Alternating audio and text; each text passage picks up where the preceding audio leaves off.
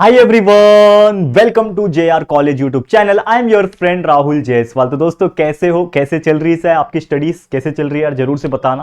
देखो आपके लिए दोबारा से मेहनत करने के लिए हम तैयार हो गए और बेहतरीन तरीके से हर दिन कंसिस्टेंसी के साथ आप लोगों के लिए काम किया जा रहा है और आप लोग के लिए वीडियोस अपलोड किया जा रहा है। आप लोग ने केमिस्ट्री की डिमांड की थी, केमिस्ट्री भी बेहतरीन तरीके से आ रहा है। आपका जो मैथ्स वन है जो मैं खुद पढ़ाता हूं वो भी आपके लिए मैं लगातार पढ़ाने के लिए आ गया हूं।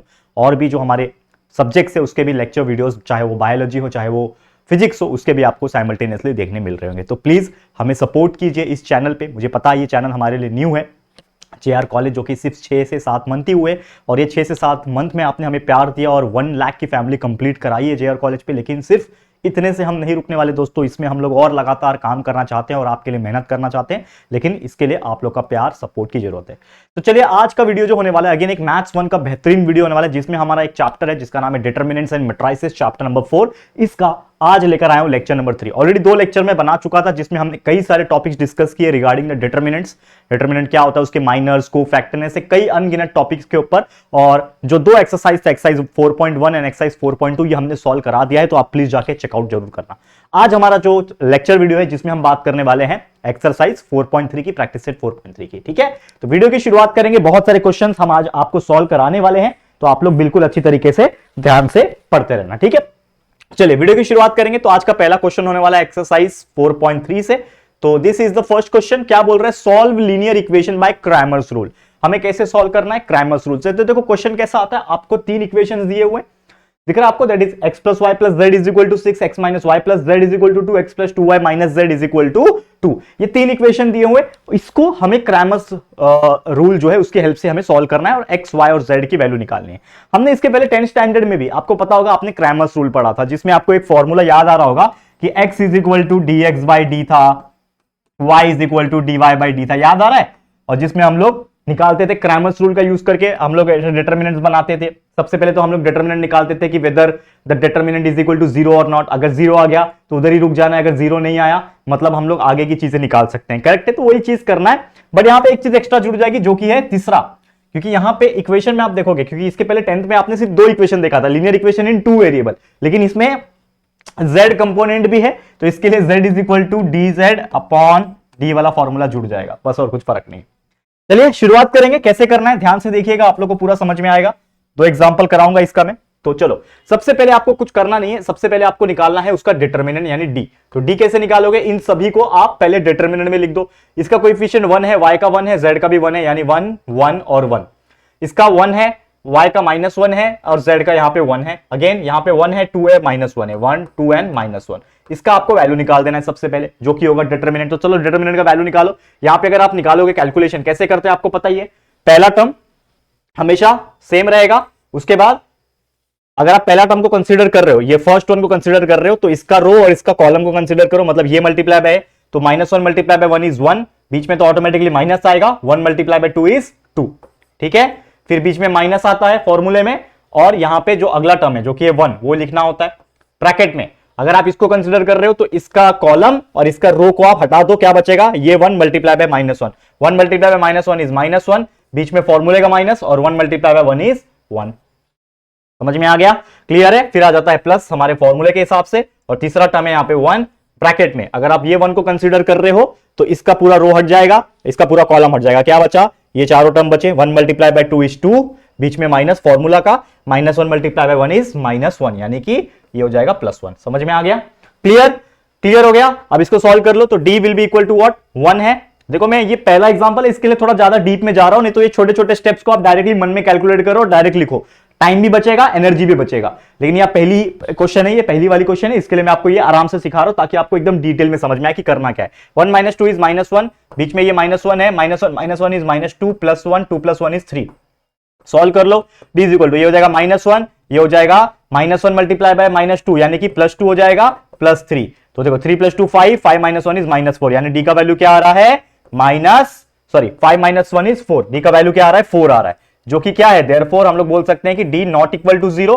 तो इसका मतलब d 0 के बराबर नहीं आया। इसके लिए हम लोग आगे की जो वैल्यूज है उसको निकाल सकते हैं। तो अब हम निकालेंगे dx की वैल्यू। तो d हमने निकाल लिया, अब निकालेंगे हम लोग dx की वैल्यू। तो dx क्या होता है, अगेन डिटरमिनेंट बनेगा, dx मतलब x का जो कंपोनेंट है, ये x है, ये y है, ये z है, करेक्ट है। तो ये x के जगह पे अब आपको जो भी उसके वैल्यूज है जो इक्वल के बाद होते हैं, जो मेन कंपोनेंट होते हैं, वो लिखना है। तो वैसे ही करते थे 10वीं में भी। तो ये हटा दो पूरा, यानी ये 1 1 1 हट गया। इसके जगह पे क्या लिखोगे, क्या लिखोगे उसके जगह पे, ये 6 2 और ये 2, तो 6 2 और 2। बाकी ये 1 1 1 की जगह पे आपने 6 2 2 लिख दिया। बाकी ये जो सेम है वो लिख दो, जो कि है 1 1 -1 1 और 2 और -1, ये आपने लिख दिया। बस इसको भी सॉल्व करना है और एक वैल्यू जो है वो निकालना है। देखिए देखो, सॉल्व करने के लिए ज्यादा समय लगता है ये सब चीज के क्वेश्चंस के लिए, क्योंकि ये बड़े बड़े एग्जांपल्स होते हैं। और बड़े एग्जांपल इन द सेंस, मतलब आपको इसको ना सॉल्व करने के लिए ना कैलकुलेशन ज्यादा करनी पड़ती है, इसके लिए समय ज्यादा लगता है। इसको सॉल्व करेंगे, क्या आएगा देखो। अब मैं थोड़ा फास्ट करूंगा। देखो 6 लिखा, 1 मल्टीप्लाई बाय 1 इज 1, ठीक है, -1 मल्टीप्लाई बाय 2 इज 2, ठीक है, बराबर करेक्ट है। -1 ब्रैकेट में this multiply by this, that is -2 -2, ठीक है। फिर +1 ब्रैकेट में आपका आ जाएगा, दैट इज नथिंग बट 4, बीच में माइनस, और ये -1 मल्टीप्लाई बाय 2 इज -2 और ये हो जाएगा +2, ठीक है। सॉल्व कर लो, इसका आंसर आ जाएगा। फटफट सॉल्व कर लेते हैं। 6 -1 आ जाएगा यहाँ पे, 1 - 2 इज -1, बीच में -1, ये हो जाएगा -4, ये +1 और 4 + 2 इज 6। सॉल्व कर लेते हैं, क्या आएगा। 6 - 1 is -6, -1 multiply by -4 is equal to +4 और ये +6, +6 -6 कैंसिल, कितना आ रहा है, 4 आ रहा है। मतलब आपका dx का जो वैल्यू आ रहा है, dx का जो वैल्यू आ रहा है वो कितना आ रहा है, 4 आ रहा है। तो हमें d तो मिल गया था यहाँ पे, d जो है, d का वैल्यू 4 मिला था, dx का वैल्यू भी क्या मिल गया, 4 मिल गया। अब हम dy निकालेंगे, dx निकल गया, अब dy निकालो, चलो dy निकालो, ठीक है। dx निकल गया, अब dy निकालेंगे। तो dy के लिए भी सेम वही चीज, बस आपको y के जगह पे, यानी ये y वाला है बीच वाला, x y z होता है ना, तो y के जगह पे हम लोग को क्या लिखना है, ये वैल्यू 6 2 2, यानी बीच में जो आएगा वो आ जाएगा 6 2 2। y के जगह पे बीच वाला वैल्यू सेम, बस हमने 6 ये 2 और ये 2 लिख दिया। बाकी x वाला और z वाला सेम रहेगा, तो x वाला 1 1 1 सेम लिख दो, पहले 1 1 1 सेम लिख दिया, और ये z वाला जो कि है 1 1 -1 वो भी सेम लिख दो, 1 1 -1 सेम लिख दिया, ठीक है। इसको सॉल्व करते हैं, चलो dy का वैल्यू निकालने के लिए। तो dy will be equal to 1 multiply by 2 - 1 is -2, बीच में -1 मल्टीप्लाई बाय 2 इज 2, बराबर -6 -1 -2 +1 2 -2, करेक्ट। 2 1 2 -2 1 2। देखो अब इसको सॉल्व कर लो, देखो 1 हो गया, -4 मल्टीप्लाई बाय 1 इज -4, बराबर माइनस, ये हो जाएगा -1 -3 कितना होता है, -1 -2 कितना होता है, -3 multiply bye -6 is nothing but +18, और ये 2 -2 इज 0, 1 मल्टीप्लाई बाय 0 इज 0, तो -4 + 18 यानी कि 18 - 4 इज इक्वल टू 14। तो आपका dy का जो वैल्यू आ रहा है 18 - 4 कितना आ रहा है, 14 आ रहा है यहां पे।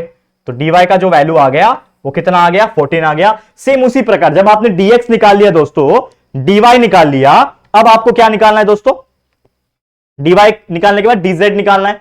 चेक कर लो फटाफट से, ठीक है। -3 बराबर -6 मल्टीप्लाई बाय -3, -4 + 18, और ये आपका 6 बराबर है ना। देखो यहां पे आपका 1 है, यहां पे -1 है, और यहां पे आपका 2 है, 6 2 2 बराबर। तो 2 1 जा 2 हो जाएगा, ओके, बीच में -2 1 जा 2 हो जाएगा, करेक्ट है कि नहीं, हम लोग सही जा रहे हैं ना। एक बार क्रॉस चेक हम लोग कर लेते हैं, ठीक है ना, सही जा रहे हैं। तो 2 मल्टीप्लाई बाय 2 2 - 2 कितना आ गया आपका, dy इज इक्वल टू 18, ठीक है। और ये आपका देखो क्या मिस्टेक्स हो रहे हैं, हम लोग से छोटा सा मिस्टेक हो रहा है, कहीं पे तो हो रहा है। देखो ये लाजमी सी बात है, ये होता भी है। अगर आप देखोगे हम लोग ने सबसे पहला जो लिया था 2 - 1, ठीक है, सेम वही चीज रखा है हमने, 2 मल्टीप्लाई बाय -1। देखो ये क्या, देखो यहां पे मक्खी घूम रही है, तो ऑटोमेटिकली टच हो जा रहा है।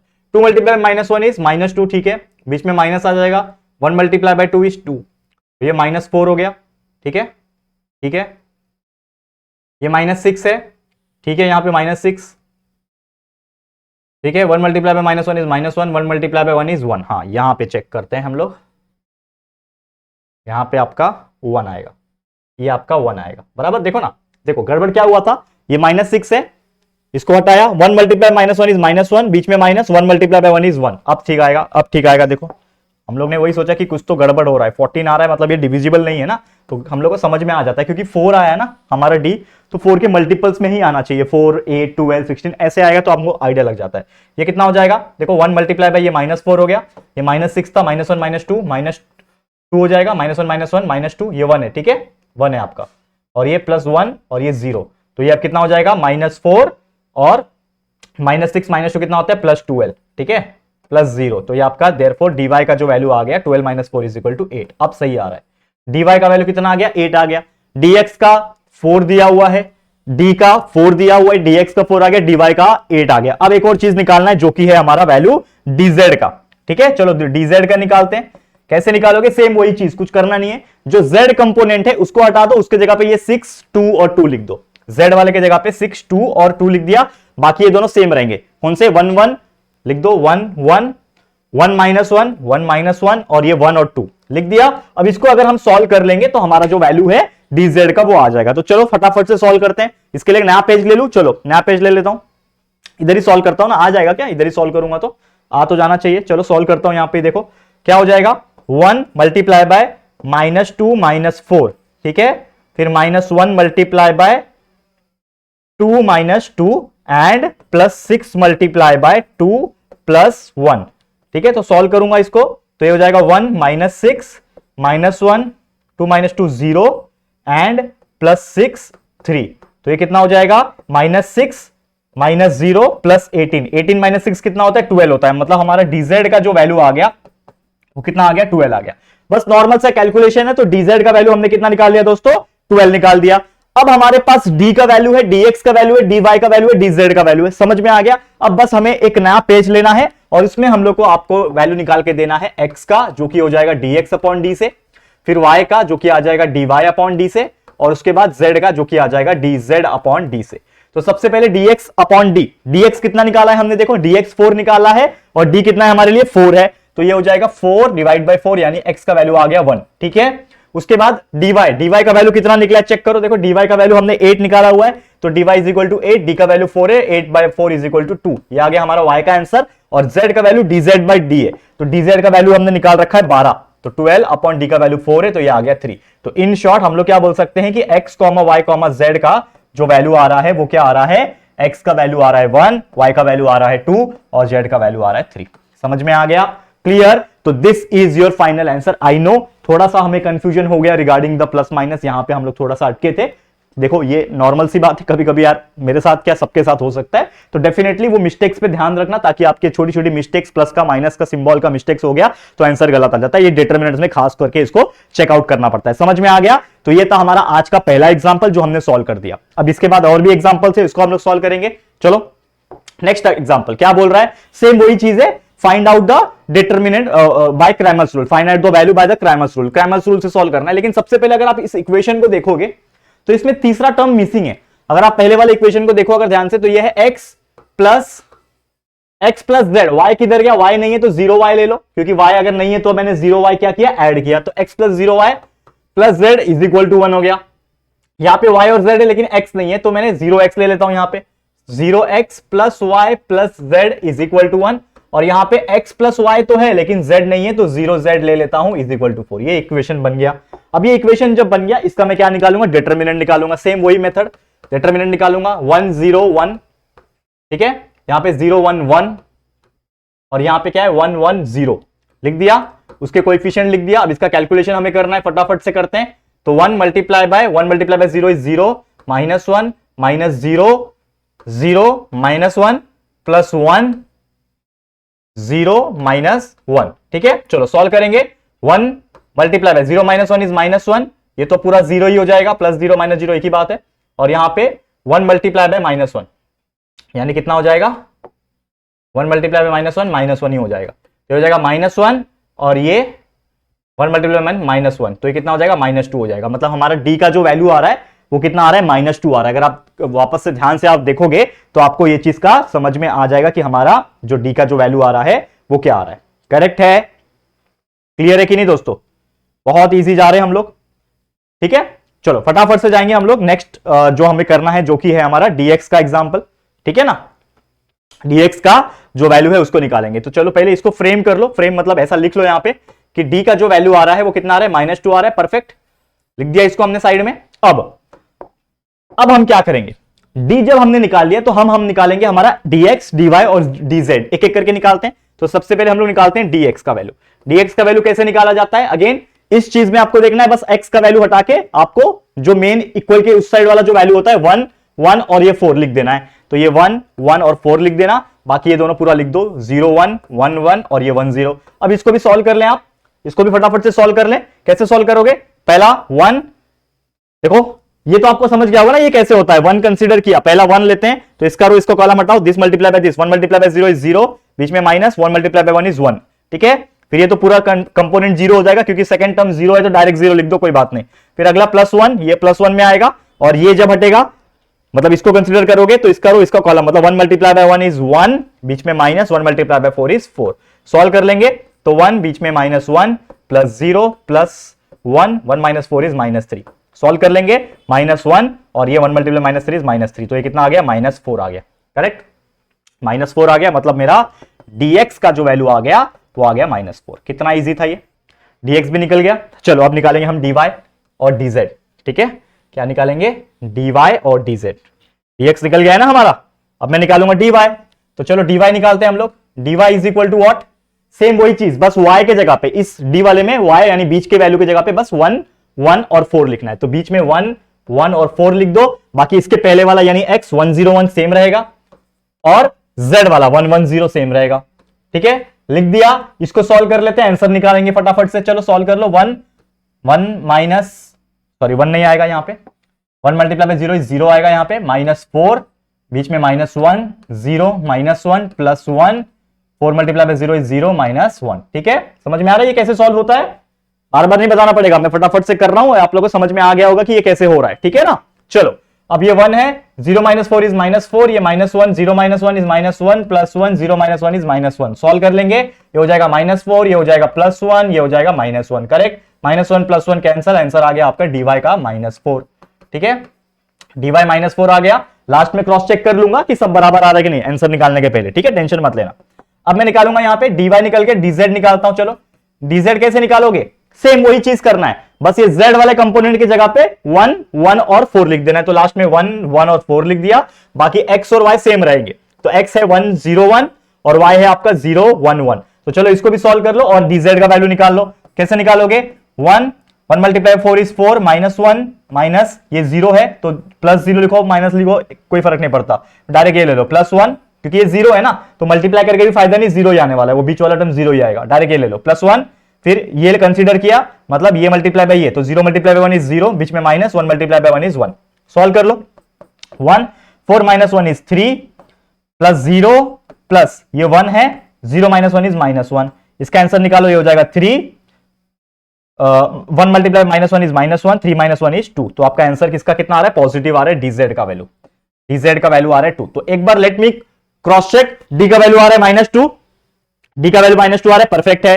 dx का वैल्यू आ रहा है -4, परफेक्ट है। dy का वैल्यू -4 आ रहा है, परफेक्ट है। और dz का जो वैल्यू आ रहा है वो 2 आ रहा है। तो यहां तक हमने परफेक्टली राइट किया है, कोई टेंशन की बात नहीं, हमने क्रॉस वेरीफाई भी कर लिया, ठीक है। अब इसका हम लोग एक्चुअल में जो वैल्यू है वो निकालेंगे। क्या है वैल्यू हमारा, x y z का, वो निकालो। तो x is equal to dx upon d होता है, बराबर।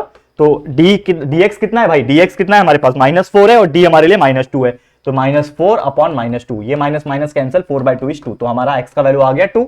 वैसे y निकाल लो, तो dy अपॉन d होता है फॉर्मूला। तो dy कितना निकाल रखा है हमने, देखो dy -4 निकाल रखा है, ठीक है, dy -4 और d का वैल्यू है -2, again minus minus cancel, 4/2 is 2, तो आपका y का वैल्यू भी 2 आ गया।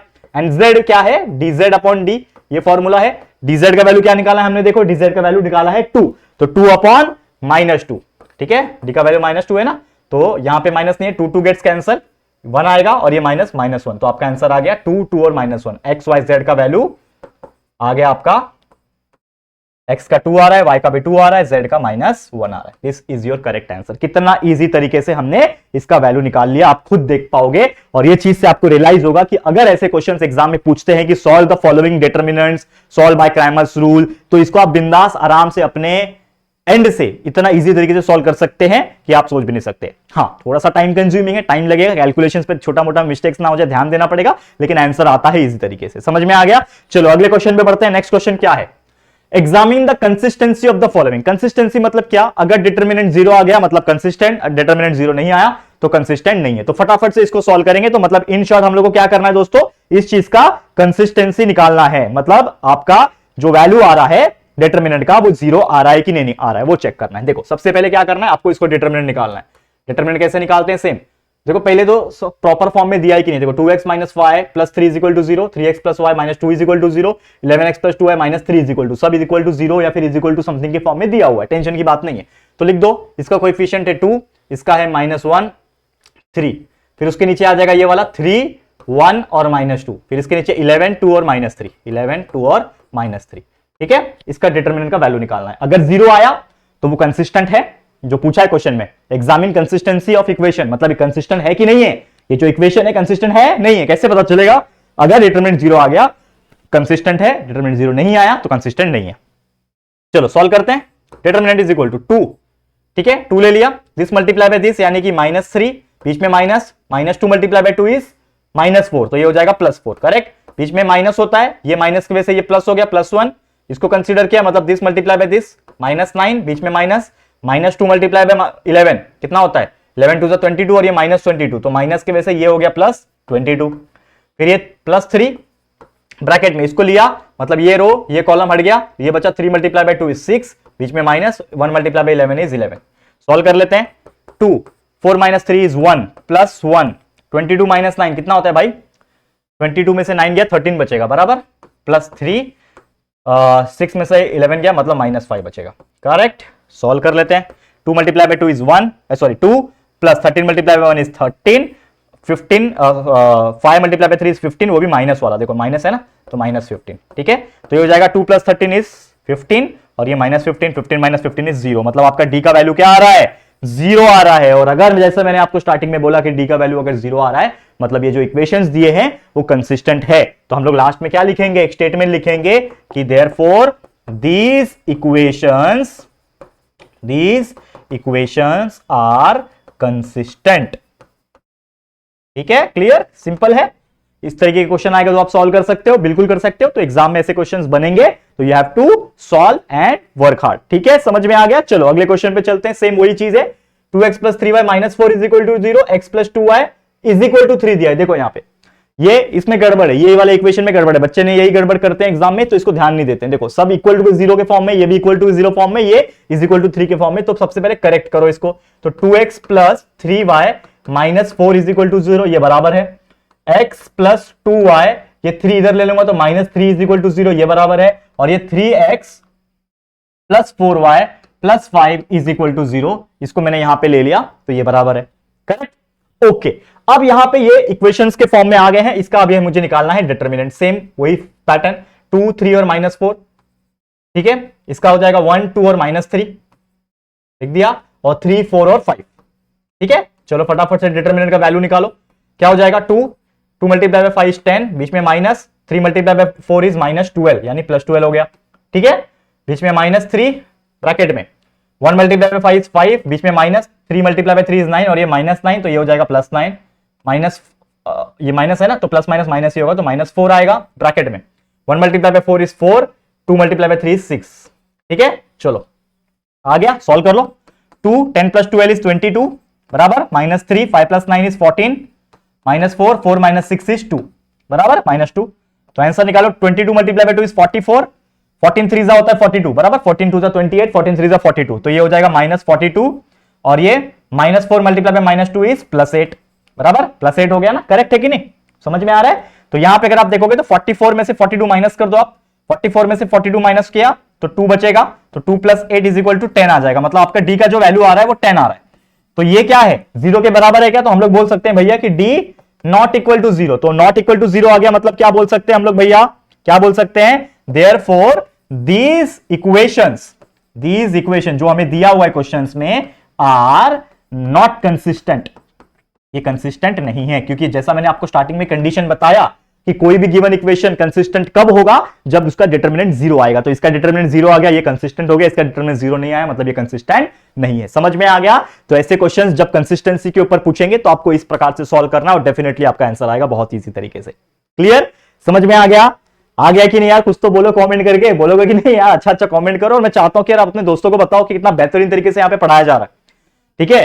तो देखो आपका पूरा सिलेबस वक्त के पहले हो जाएगा। 11वीं वालों, आप लोग से बहुत ज्यादा उम्मीदें हैं मुझे। लास्ट ईयर आपको मैंने बहुत मेहनत करके 10वीं पढ़ाया था, इस साल 11वीं भी उसी प्रकार का मेहनत कर रहा हूं जेआर कॉलेज पे। फर्क सिर्फ इतना है, 10वीं तक आप हमारे जेआर ट्यूटोरियल से पढ़ते आ रहे थे, 11वीं जेआर कॉलेज पे आ चुके हैं। और यार जब आप 11वीं में हो ना, आपका फाइनल एग्जाम्स के पहले इतना बेहतरीन तरीके से आपको चीजें मिलेगी ना, तो आप सोच भी नहीं सकते। और 12वीं आते आते तो आपको मजा आएगा। अब 12वीं में बस हमारा साथ दे देना, और 12वीं में इस बार धमाका करना है आप लोग को और मेरे साथ, हम दोनों के साथ मिलके, ठीक है। चलो next question, question number 4, find the k if the following equation are consistent. Equation consistent कब होता है? जब डिटरमिनेंट 0 आ गया। हमको पता है कि यहां पे कंसिस्टेंट है, यहां पे क्लियरली बोल रखा है कि इक्वेशंस आर कंसिस्टेंट, मतलब डिटरमिनेंट 0 होगा। तो डिटरमिनेंट 0 होगा तो उसमें से कोई एक वैल्यू के है, कहीं दिख रहा है के, दिख रहा है के, यहां पे दिया हुआ है, तो कोई एक वैल्यू के है। अब के दिया हुआ है तो हमारा क्या निकल जाएगा? वैल्यू निकल जाएगा, के का वैल्यू। तो हमें वही चीज निकालना है। तो हमारा क्वेश्चन नंबर 4 जो है, इसमें हम लोग को क्या करना है? वैल्यू जो है दिया हुआ है वो हम लोग को कैलकुलेट करना है, ठीक है। करें कैलकुलेट। चलो सबसे पहले जैसा हम चेक करते हैं कि क्या वो इक्वल टू के 0 के फॉर्म में है, तीनों है, कोई प्रॉब्लम नहीं है, डायरेक्ट डिटरमिनेंट निकालेंगे। तो डिटरमिनेंट इज इक्वल टू इसका 2 3 -2, 2 3 -2, यहां पे है 2 4 माइनस के, और यहां पे है 1 -2 और 3 के बराबर, यही है ना, माइनस के और 3 के बराबर, ठीक है। अब ये मुझे पता है कंडीशन में कि भाई डिटरमिनेंट का वैल्यू जो है वो दे रखा है 0, मतलब ये पूरा का पूरा वैल्यू जो है वो किसके बराबर है? 0 के बराबर है। समझ में आ रहा है? क्योंकि ऑलरेडी क्वेश्चन में बोल रखा है कि that is the equation are consistent, and if the equation are given consistent then हम लोग क्या बोल सकते हैं कि इट इज इक्वल टू 0। तो चलो सॉल्व करते हैं। अब देखो इसको, ये 2 हो जाएगा यहां पे, 4 मल्टीप्लाई बाय 3 12 के, बीच में माइनस आता है, के मल्टीप्लाई बाय 2 2 मल्टीप्लाई बाय के, 2 के हो जाएगा, माइनस माइनस प्लस, तो ये 2 के हो गया, ठीक है। समझ में आ रहा है कि नहीं आ रहा है? 2 के बीच में -3, 2 मल्टीप्लाई बाय 3 6 के, बीच में माइनस के मल्टीप्लाई बाय -1 माइनस के, यानी प्लस के हो जाएगा, ठीक है।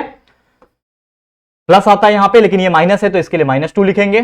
2 मल्टीप्लाई बाय -2 इज -4, बीच में माइनस, 4 मल्टीप्लाई बाय 4 इज 4, ठीक है। और ये किसके बराबर है? ये इक्वल टू 0 के बराबर, ठीक है। क्वेश्चन में दिया है ना, इज इक्वल टू 0 के बराबर है, ठीक है। सॉल्व कर लो। 2 12 के -2 के कितना हो जाएगा? 10 के हो जाएगा बराबर, -3 6 के प्लस 1 के 7 के हो गया, -2 -4 -8 and that will be equal to 0।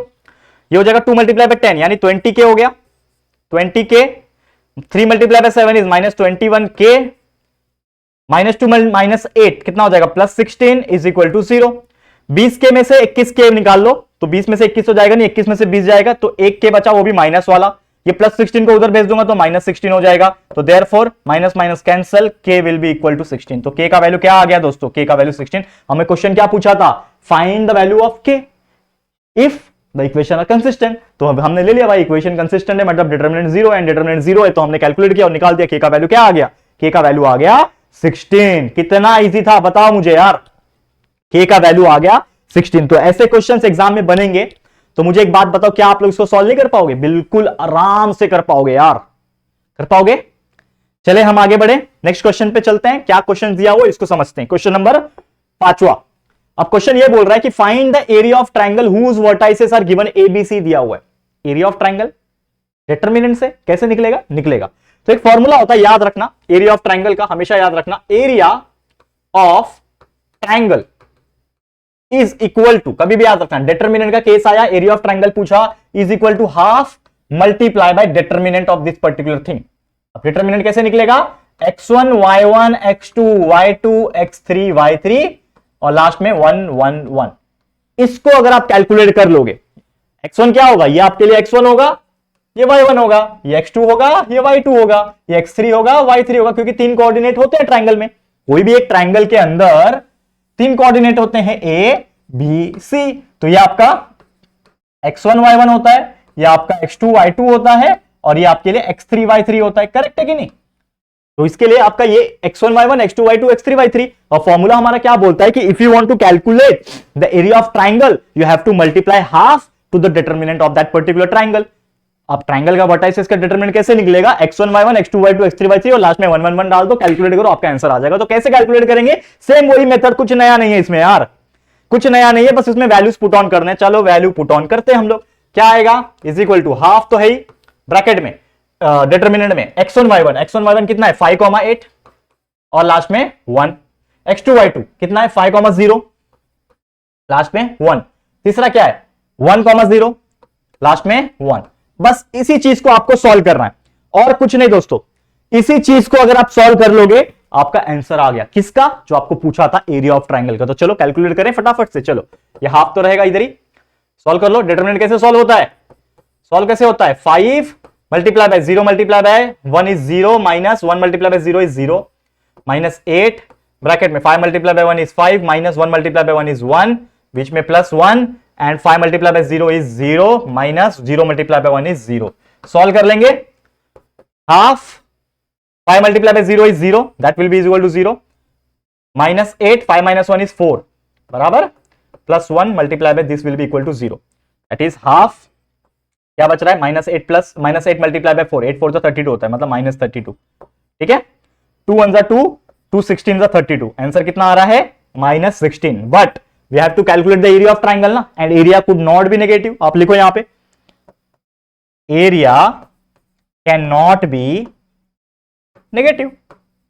Area कभी नेगेटिव में आता है क्या? नहीं आ सकता। तो देयरफॉर क्या बोल सकते हैं हम लोग भाई? Therefore the area of triangle will be equal to कितना आया भाई हमारा? 16। कुछ दिया है क्या? सेंटीमीटर में मीटर कुछ नहीं दिया है, लिख दो यूनिट स्क्वायर, जो भी होगा उसका यूनिट का स्क्वायर। तो area of triangle we had calculated that is 16 unit square. Let me cross check कि हमारा आंसर आया कि नहीं। परफेक्ट, बिल्कुल आया अच्छे से। Perfect answer we got. And इस तरीके से आप सॉल्व करोगे तो हमारा आंसर जो है वो आएगा। तो कभी भी एग्जाम में कोई क्वेश्चन पूछता है कि find the area of triangle, और वो एरिया ऑफ ट्रायंगल सिंपल नहीं है, वो डिटरमिनेंट वाला है, तो बस फॉर्मूला याद रखोगे कि एरिया ऑफ ट्रायंगल कैलकुलेट करने के लिए फॉर्मूला होता है 1/2 मल्टीप्लाई द डिटरमिनेंट। और उस चीज का डिटरमिनेंट कैसे निकालोगे? ट्रायंगल के केस में डिटरमिनेंट कैसे निकालोगे? x1, y1, x2, y2, x2, y3 और लास्ट में 1 1 1 लगा दो, डिटरमिनेंट में लगा दो। जो मेथड से सॉल्व करते आ रहे हैं डिटरमिनेंट, उसको सॉल्व करो, आंसर आ गया। छोटा सा कैलकुलेशन करना पड़ेगा भाई, कैलकुलेशन करोगे तो आंसर आ जाएगा। समझ में आ रहा है? क्लियर है? मजा आ रहा है? तो ये था हमारा कौन सा? क्वेश्चन नंबर 5वां। क्वेश्चन नंबर 5वां हो गया। चलो अगला क्वेश्चन पे बढ़ते हैं। क्या है अगला क्वेश्चन? फाइंड के। क्या बोल रहा है? Find k if the area of triangle whose vertices is 3/2 square unit. मतलब इस बार चीजें थोड़ी सी उल्टी दी हुई है। हर बार हमको क्या पूछा था कि find the area of triangle, निकाल लेते थे हम लोग। लेकिन इसमें बोल रहा है कि आपका जो एरिया ऑफ ट्रायंगल जो है वो दिया हुआ है 3/2 स्क्वायर यूनिट, मतलब 3/2 एरिया ऑफ ट्रायंगल दिया हुआ है और उसके अंदर कुछ ऐसे कोऑर्डिनेट्स है जिसके पास k है, वो k का वैल्यू निकालना है। सेम वही प्रोसीजर, कुछ नया नहीं, सेम वही करना है। वी नो दैट कि एरिया ऑफ ट्रायंगल क्या है फॉर्मूला दोस्तों? अभी अभी हमने सीखा 1/2 मल्टीप्लाई बाय डिटरमिनेंट। डिटरमिनेंट क्या आता है? x1, y1, 1, x2, y2, 1, x3, y3, 1। और ये x1, x1, y1 ये कैसे आएगा? ये हमारा एक ट्रायंगल का ड्राइंग बना लो। यहां पे क्या कोऑर्डिनेट है? PQR है, ये P होगा, ये Q होगा, R होगा। P का जो कोऑर्डिनेट्स होगा वो होगा x1, y1, Q का जो होगा वो होगा x2, y2 और R का x3, y3। ठीक है? तो उसके अनुसार हमें वैल्यू मिल जाएंगे। पुट ऑन कर देते हैं। एरिया ऑफ ट्रायंगल दे के रखा है भैया, एरिया ऑफ ट्रायंगल 3/2 ऐसा उन्होंने बोल रखा है। तो इस पूरे एरिया ऑफ ट्रायंगल की जगह पे मैं लिखूंगा 3/2 इज इक्वल टू 1/2 दिया हुआ है फॉर्मूले में, मल्टीप्लाई बाय इस चीज का सॉल्यूशन निकालेंगे। पहले इस चीज का सॉल्यूशन निकालने के लिए हम लोग को डिटरमिनेंट बनाना पड़ेगा ना। x1 का वैल्यू क्या है? ये आपके लिए x1 हो गया ना, ये y1 हो गया, ये x2 हो गया, ये y2 हो गया, ये x3 हो गया, ये y3 हो गया। x1 कितना है? k है। y1 कितना है? 0 है एंड लास्ट में 1। x2 कितना है? 2 और 1। x3 y3 4,3 मतलब 4 3 और 1। अब इसको हम लोग सॉल्व कर लेंगे, आंसर आ जाएगा। तो 3/2 is equal to 1/2 multiply by, पूरा सॉल्व कर लेते हैं इसको। कैसे सॉल्व होगा? k 2 multiply by 1 is 2 minus 3 multiply by 1 is 3 minus 0, ये तो पूरा 0 ही हो जाएगा। ये टर्म पूरा 0 हो गया, डायरेक्ट छोड़ दो उसको, प्लस 1 ले लो और 2 multiply bye 3 is 6 minus 2 multiply by 4 is 8। इसको सॉल्व कर लेंगे, आंसर आ जाएगा। तो अब एक और चीज आप कर सकते हो, इसको आपको काटना है तो काट सकते हो, लेकिन छोड़ दो फिलहाल में। इसको आप काटोगे तो 2 कैंसिल हो जाएगा, नीचे डिनोमिनेटर सेम है ना, 2 कैंसिल हो जाएगा। काट सकते हो, कोई प्रॉब्लम नहीं है, लेकिन अभी मैं फिलहाल के लिए छोड़ रहा हूं। ठीक है, लास्ट में काटेंगे। 1/2 ब्रैकेट में 2 माइनस 3 माइनस 1 होता है तो ये हो जाएगा माइनस k। 6 माइनस 8 माइनस 2 होता है, minus 2 multiply by 1 is minus 2 बराबर। तो ये आ गया 1/2 माइनस k माइनस 2। ठीक है, समझ में आ रहा है कि नहीं आ रहा है? अब यहां पे बाकी का चीज सॉल्व करते हैं। अब यहां पे आप ये कर सकते हो, ये 2 और ये 2 कैंसिल कर दिया, यहां पे कर सकते हो, कोई प्रॉब्लम नहीं, कैंसिल कर दिया। क्या बचेगा? 3 is equal to 1 multiply by this same रहेगा माइनस के माइनस 2। ठीक है, तो देयरफॉर क्या बच रहा है, अब देखो ये -2 को इधर भेजूंगा तो 3 के साथ जाके प्लस हो जाएगा, मतलब 3 plus 2 is equal to minus k, तो therefore k will be equal to 3 plus 2 होता है 5, लेकिन माइनस का साइन आ जाएगा तो k is equal to -5। Let me cross check कि k का वैल्यू क्या आ रहा है, -5 आ रहा है क्या। तो हमारा जो वैल्यू है k का, ठीक है, जिसमें हम लोग को वैल्यू निकालने पूछा था, वो कितना आ रहा है, -5 आ रहा है, इस प्रकार से। हाँ, एक और चीज आप कर सकते थे कि यहां पे जो 3/2 स्क्वायर यूनिट दिया है, ये हमें श्योर नहीं है कि ये प्लस है कि माइनस है, क्योंकि इसके पहले के एग्जांपल में अगर आप देखोगे तो हमारा जो आंसर आ रहा था वो निगेटिव आ रहा था, लेकिन फिर भी हमने उसको पॉजिटिव करके लिया। तो आप एक थोड़ा सा एक्स्ट्रा मार्जिन ऑफ एरर लेके चलना चाहते हो तो आप ये लेके चल सकते हो कि ये जो 3/2 था इसको आप प्लस माइनस 3/2 ले सकते हो। तो जब भी वो प्लस माइनस 3/2 की हम बात करेंगे तो एक बार अगर हम प्लस ले रहे हैं तो आपका आंसर -5 आ जाएगा। लेकिन अगर, और देखो एक और कंडीशन लेके सॉल्व कर रहा हूं, अगर मैं -3/2 लेके सॉल्व कर रहा हूं इज इक्वल टू 1/2 था और ब्रैकेट में क्या बच रहा था, माइनस के -2, ठीक है, इसको लेके सॉल्व करूंगा तो ये 2 कैंसिल हो जाएगा।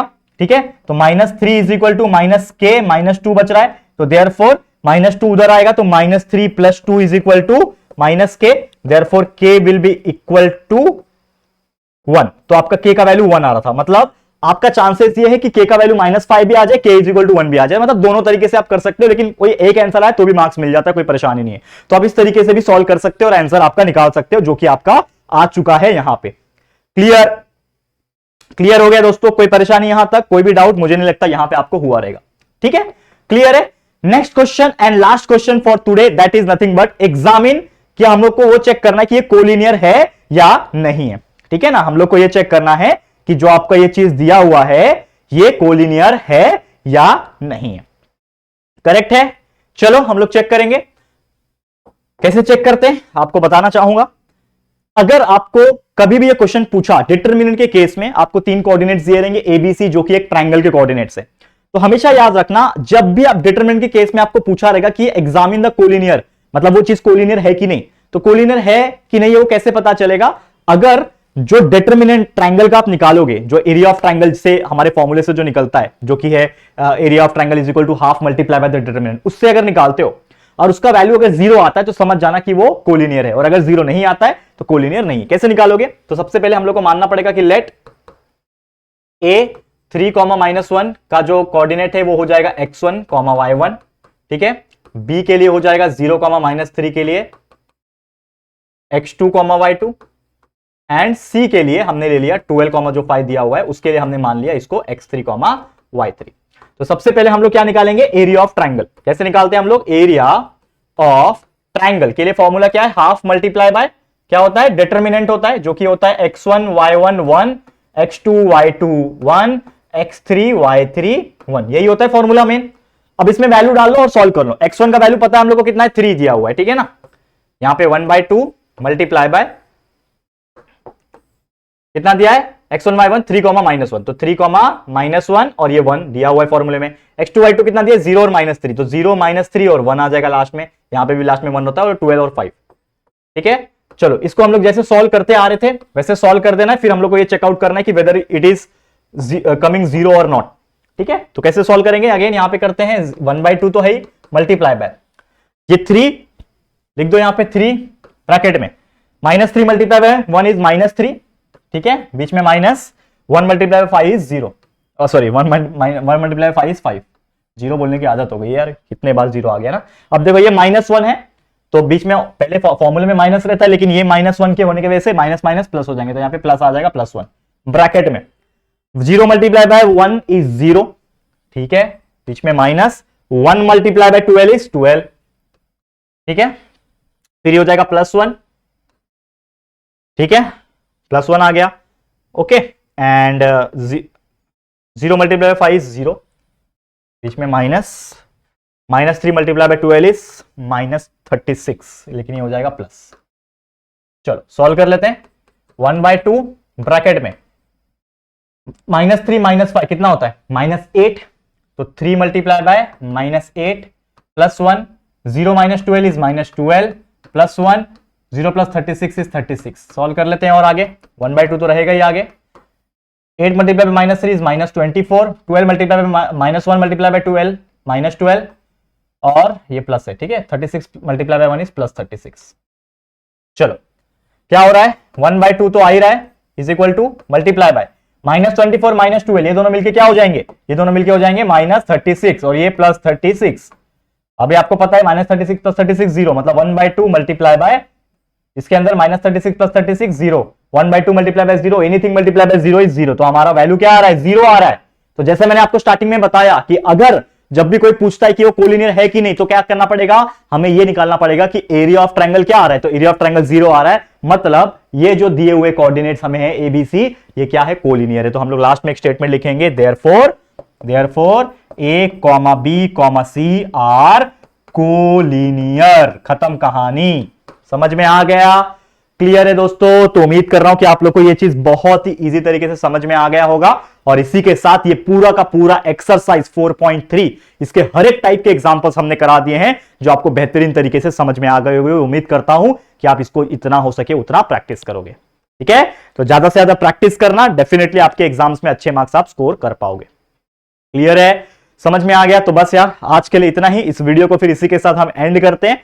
उम्मीद करता हूं कि काफी अच्छा लगा होगा आपको हमारे साथ पढ़ के, ठीक है। तो ये वीडियो आपको कैसा लगा है जरूर से आप कमेंट करके बताना। वीडियो पसंद आया है तो प्लीज वीडियो को लाइक करना है, शेयर करना अपने सभी दोस्तों के साथ, जरूर से बताना यार कि JR कॉलेज पे आए, यहां पे टाइम दे थोड़ा सा और बेहतरीन नॉलेज लेकर जाए। तो please invite all your friends to subscribe this channel, to learn from this channel.